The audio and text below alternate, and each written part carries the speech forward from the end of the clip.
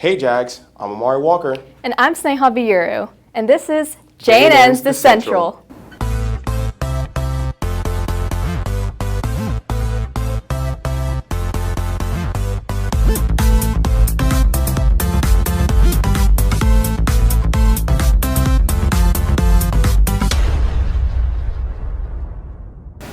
It's officially homecoming season. This year's theme is A Nightmare to Remember. Homecoming will be on October 28th at 9 p.m. in the cafeteria.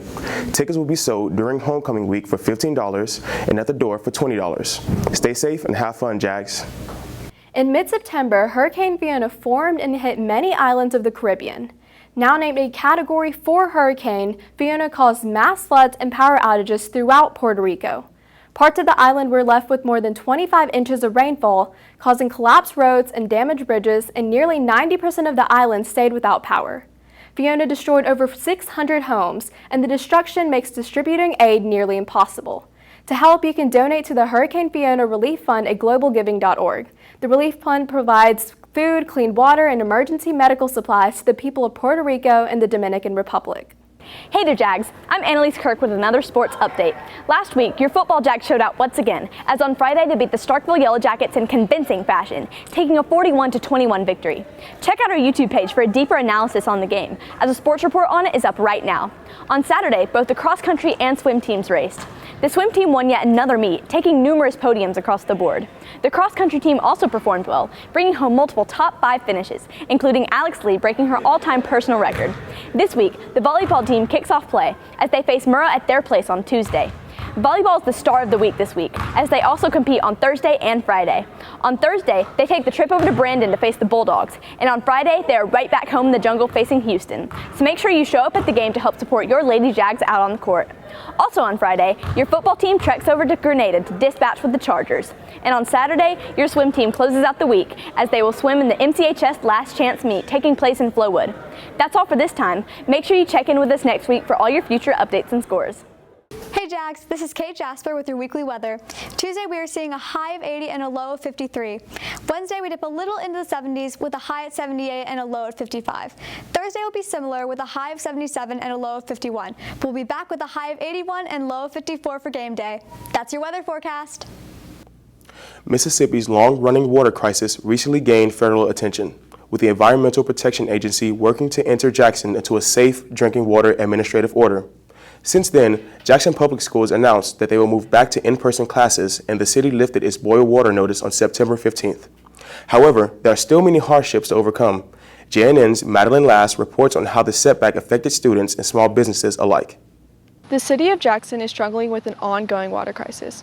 Local businesses and schools are adjusting to these conditions and trying to provide the people of Jackson with safe and accessible water. Local businesses are having to take extra measures to give their customers an enjoyable experience. The water crisis is affecting the business operations by just making everything just a little more difficult, a little more time consuming. You know, all the water that we use needs to be boiled, to wash dishes, to cook with. We're having to bring in buy ice. We're also having to bring in water, canned sodas.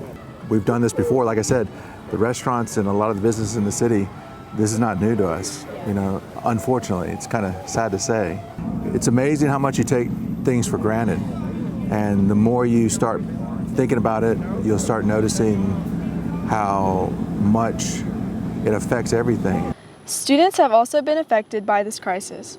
Millsaps College has adapted its policies to fit the needs of students. I was going to shower in the portable showers that they have here, and they didn't have water in them. And I was like, you're providing us water for these showers and there's no water. So half of us had to go like off campus to like find places to shower. It definitely made me homesick, and I know a lot of the soccer girls felt homesick just because like after a long day of like school and practice, you kind of want to just go in your dorm and shower, use the restroom. Like we couldn't even do that. The Jackson community is working together to overcome these challenges and return to normalcy. You can visit and support local businesses in Jackson to help during this difficult time. This has been Madeline Lass with JNN. The Madison Central swim team has been a success for nearly a decade. JNN's Olivia Lass reports on how this year's seniors prepare to continue that legacy. The Madison Central Aqua Jacks have begun training to defend their state championship title. The girls have an 8-year state championship title, and the boys have a 2-year title. The seniors have been working exceptionally hard to continue the swim team's legacy.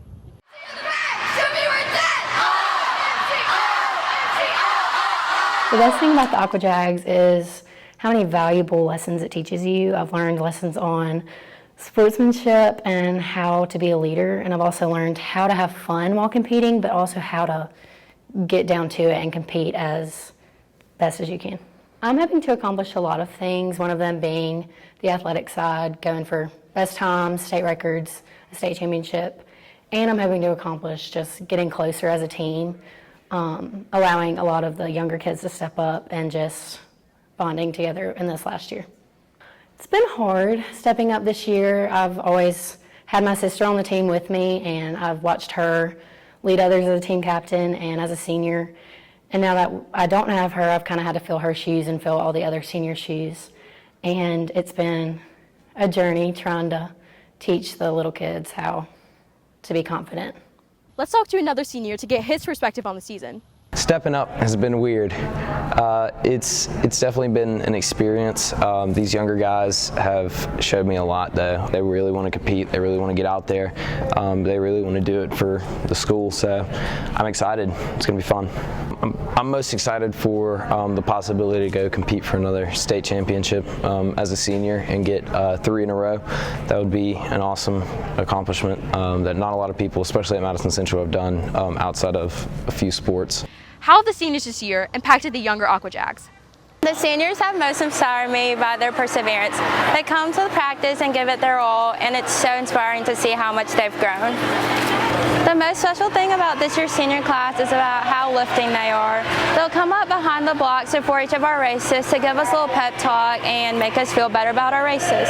And that really calms us down and gets us ready for the race. If you want to support your Aqua Jags, you can find their schedule on mcbigblue.com. This has been Olivia Lass with JNN.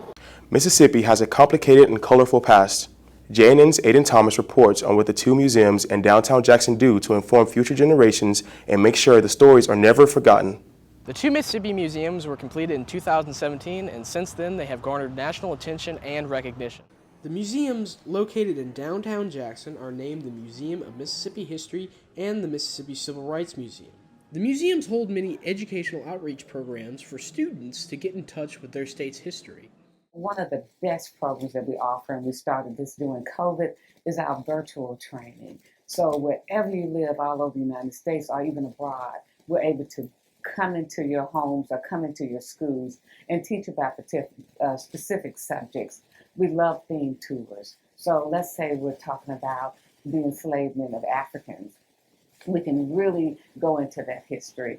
We can talk about Reconstruction. Any of the subjects that deal with civil rights, that's what we do here. We are now working on some guides and really looking at the curriculum so that we can really connect to the students when they get here. In addition to these educational outreach programs, the museums also offer a variety of temporary exhibitions. Well, we're looking at a couple, but the one that I want to talk about is the Marty Stewart exhibition that'll be up until the end of December. And when the name of the exhibition is World of Marty Stewart. So in the world of Marty Stewart, it's not only talking about Marty Stewart, but all of his travels, the people that he hung out with. Of course, a person like Johnny Cash. So it's an absolutely amazing exhibition that we're asking people to come to.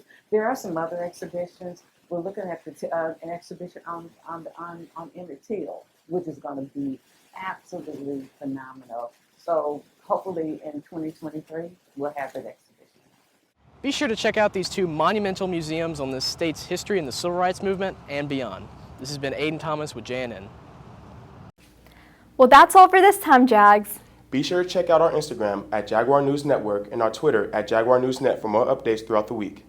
Until next time, I'm Sneha Viru. And I'm Omari Walker, and this has been JNN's The Central.